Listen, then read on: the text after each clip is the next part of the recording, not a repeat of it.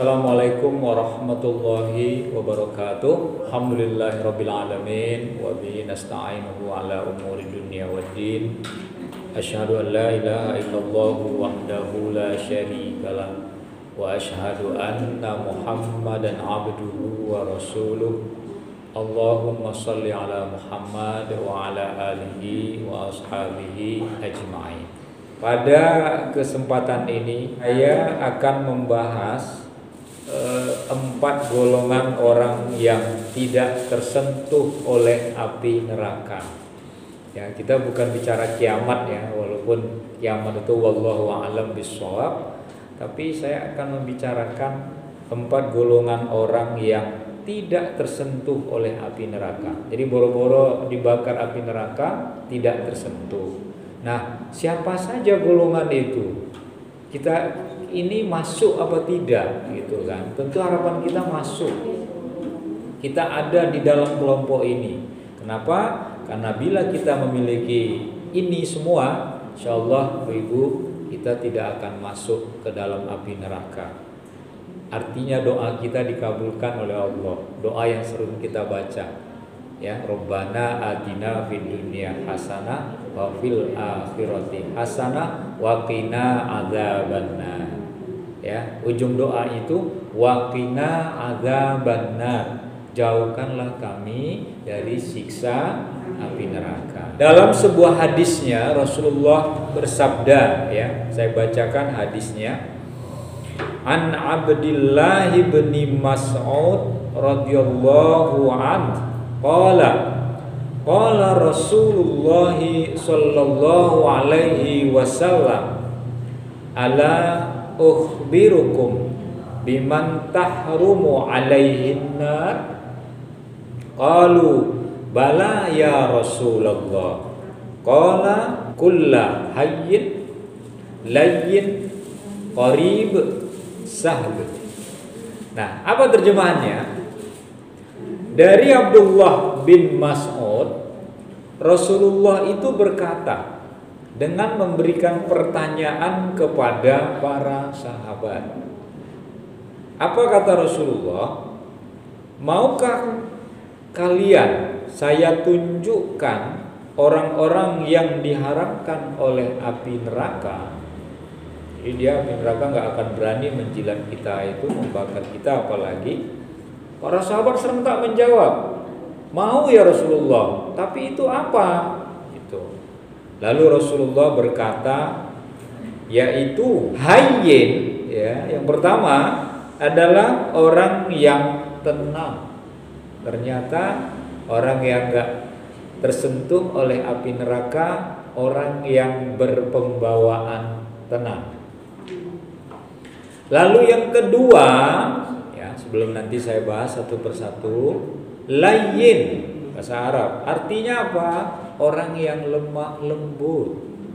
Ya, lemah lembut sikapnya, lemah lembut ucapannya. Ya. Yang ketiga, qarib. Ya, qarib itu artinya apa? Akrab. Orang yang mudah akrab. Ya. Qarib, ya, akrab.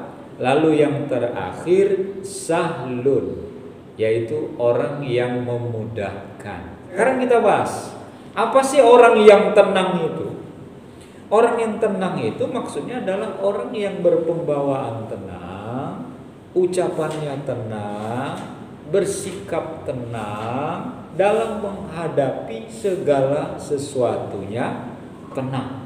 Kita lagi melihat perilaku anak kita, membuat kita jengkel, lapor-lapor tetangganya, Bu, rumah saya pecah kacanya, dilempar oleh anak ibu yang lagi main bal-balan di depan rumah, kacanya kena bola yang ditendang atau dilempar, saya tidak tahu, ganti.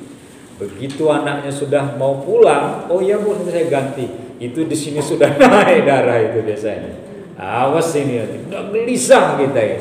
Kenapa? Karena kita tidak tenang dengan apa yang kita dengar dari tetangga kita itu. Ya, kita nggak pernah berpikir positif. Padahal kalau misalnya kita tanya anak kita itu, kamu tadi mecahin kaca dari rumah tetangga, apa iya kamu yang mecahnya? Enggak Bu, yang mecahin bola. Saya yang nendang gitu dong. Lalu kamu ini bikin malu ibu saja. Kita nggak pernah tenang. Yang namanya insiden, kejadian seperti itu tentu tidak terduga. Kalaupun itu terjadi sebelumnya mungkin kita peringatkan. Nah, tolong jangan main bal-balan di depan rumah. Rumah ini banyak kaca, mestinya sebelum. Kita tahu tadi anak-anak kita main bola, tapi kita nggak mengingatkan. Artinya apa? Kita tidak menyalahkan anak kita, mestinya loh. Tetapi karena kita nggak tenang menyikapinya, akhirnya kita kena pengaruh amarah kita. Jadi mulai sekarang biasakan dalam kehidupan kita menyikapi sesuatu, melakukan sesuatu, hendaklah kita dalam keadaan tenang. Lalu yang kedua adalah layyin, ya. Layyin ini artinya apa? Lemah lembut. Lemah lembut itu adalah sikap yang harus kita biasakan. Kenapa Rasulullah sampai kok ngomongnya lemah lembut? Beliau itu lahir di tradisi yang orangnya itu keras ibu. Orang Arab itu bukan apa-apa, mereka itu keras. Itu sikap mereka, aslinya memang mereka tuh begitu. Ya, kalau mereka ngomong nggak keras, mereka bukan nggak dengar, itu tradisi. Mereka tinggal di gurun, jarak beberapa meter saja. Kalau memanggil nggak teriak, itu nggak dengar. Lain halnya kita daerah gunung, walaupun kita teriaknya nggak keras teriaknya, tapi ada pantulan suara karena kita daerah gunung, anginnya nggak kenceng, sehingga kita lemah lembut. Alam kita sejuk. Alam lingkungan mempengaruhi watak kita. Dan Rasulullah dilahirkan di daerah gurun, sehingga watak orang Arab itu adalah watak yang penuh dengan sikap keras. Bicaranya pun keras, ya, berperilaku juga keras. Ketika kita diajarkan lemah lembut, wajar Rasulullah bersabda kepada para sahabat, kalau kalian ingin tidak dibakar oleh api neraka, bersikaplah kalian itu lemah lembut kepada para sahabat saat itu. Tapi ditujukan hadis ini untuk kita umat beliau. Kenapa? Berperilaku lemah lembut itu susah ibu-ibu, ya, susah. Kita kadang biasa ngomong kasar, kadang kasar kita sama anak kita gitu kan. Oh ini perilakunya kayak gitu, itu perilaku setan gitu kan, sampai kemarahnya gitu. Lah kalau anaknya disebut setan, lo mamanya apa gitu. Ya, bapak juga begitu. Kok ini anak kayak gini, kayak anak wong edan. Bapak lagi gimana? Anak wong edan yang ngomong bapak berarti kan anak bapak edan barang gitu. Jadi kita kadang-kadang untuk lembut itu tuh susah, ya. Nah maka pembiasaan seperti itu, lemah lembut ini adalah sifat yang insya Allah akan menjauhkan kita dari api neraka. Lalu yang ketiga kata Rasulullah adalah ribin, adalah orang yang mudah akrab. Jadi kalau ibu-ibu kenal sama orang langsung akrab itu boleh. Yang tidak boleh itu sok akrab. Beda kan? Kan ada orang baru kenal sama kita sok akrab gitu loh. Kita juga kaget loh, kamu kok SA, istilah bocah-bocah sekarang, sok akrab. Tapi mudah akrab tuh begini, ketika ada orang ngajak kita ngobrol, ibu di bandara kah, di stasiun kah, di mana dadang, mana bu, mau ke Jakarta, ngapain sana, aneh mau anak, lah ibu mau kemana, saya juga mau Jakarta, langsung akrab ya, tinggal di mana, oh saya di Condong Sari, oh dekat bu, ibu mana, Condong Catur, enggak, aduh, gitu kan, kalau orangnya judes, tapi kalau oh sama bu, kita sama-sama orang Depok, berarti orang Sleman, langsung akrab, mudah akrab, senang. Tapi ada juga orang kadang nggak mau akrab, dia membatasi diri. Bisa pak, mau kemana bu? Mau ke Jakarta, habis itu dia diem aja. Tapi kan kalau orang yang baik tuh ada balasnya bu, lah ibu sendiri mau kemana? Ah itu menyenangkan. Saya kalau ada ngobrol, kadang-kadang kita sendiri di tempat asing gitu kan, kalau nggak ada teman ngobrol apa ya bu ya, nggak enak gitu ya. boring, bosen gitu ya. Kalau ada teman ngobrol dan enak, rasanya waktu cepat nanti. Saya kalau misalnya ada orang saya ajak ngobrol lalu diem aja, habis itu saya akan pindah, nggak mau saya duduk dekat dia. Berarti nggak bisa diajak ngobrol, karena kita butuh juga kadang-kadang tempat ngobrol gitu. Walaupun tidak semua orang loh Bu, diajak ngobrol tuh mau, diajak akrab tuh mau ya. Ada memang orang yang nggak mau, ada orang yang alasan memang nggak bisa ngomong gitu kan. Nah jadi mudah akrab itu apalagi dengan orang yang sekampung dengan kita, orang yang seiman dengan kita, orang yang sebangsa dengan kita.